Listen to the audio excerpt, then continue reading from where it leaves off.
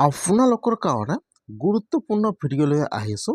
সেইটো ভিডিঅ' হ'ল যদি আপোনালোকে এইবাৰ HSLCৰ এক্সাম দিলে আপোনালোকৰ এক্সাম অনুযায়ী আপোনালোকৰ মাৰ্ক অহা নাই, তেনেহ'লে কিন্তু এতিয়া আপোনালোকে আপোনালোকৰ মাৰ্কশ্বিটটো ৰিচেক কৰিব পাৰিব।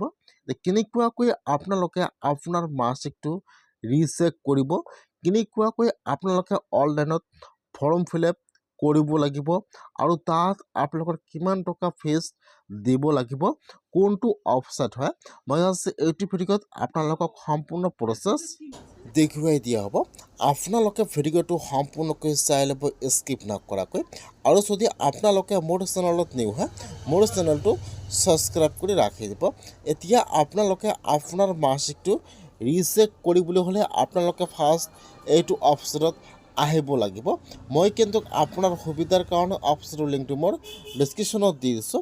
আপোনালোকে ডাইৰেক্ট ক্লিক কৰি ফাৰ্ষ্ট এইটো অপশ্যনত আহি যাব। হোৱাৰ পিছত আপোনালোকে অলপমান তলত আহি যাব, ইয়াত চাব দিয়া আছে HSLC ৰিচেক এপ্লিকেশ্যন ফৰ্ম 13 তাৰিখ 4 মাৰ্চ 2026। যিহেতু আজি 10 তাৰিখ, আজি হৈছে ৰিজাল্ট, সেইকাৰণে কিন্তু আপোনালোকে আৰু 2 দিন ৱেইট কৰিব লাগিব। আপোনালোকে আপোনাৰ মাৰ্কশ্বিটটো চেক কৰক। যদি আপোনালোকৰ এক্সাম অনুযায়ী আপোনালোকৰ মাৰ্কটো অহা নাই, তেনেহ'লে কিন্তু আপোনালোকে 13 তাৰিখে এপ্লিকেশ্যন কৰিব লাগিব। আপোনালোকে এইটো অফিচিয়েল অপশ্যনত আহি যাব, ক্লিক কৰিব। ইয়াত আপোনালোকে ফৰ্ম ফিল আপ কৰিব লাগিব আৰু ইয়াত পে'মেণ্ট কৰিব লাগিব। যিহেতু এতিয়াও এপ্লিকেশ্যন আৰম্ভ হোৱা নাই, যিহেতু 13 তাৰিখে এপ্লিকেশ্যন আৰম্ভ হৈ যাব, সেইকাৰণে কেনেকুৱাকৈ আপোনালোকে ৰিচেক কৰিবলৈ হ'লে এপ্লাই কৰিব লাগিব, মই আপোনালোকক সম্পূৰ্ণ প্ৰচেছ দেখুৱাই দিম। আপোনালোকে ৰিচেক কৰিবলৈ আপোনালোকৰ ফিজ লাগিব 450 টকা। সেইকাৰণে আপোনালোকে আৰু 2 দিন ৱেইট কৰক।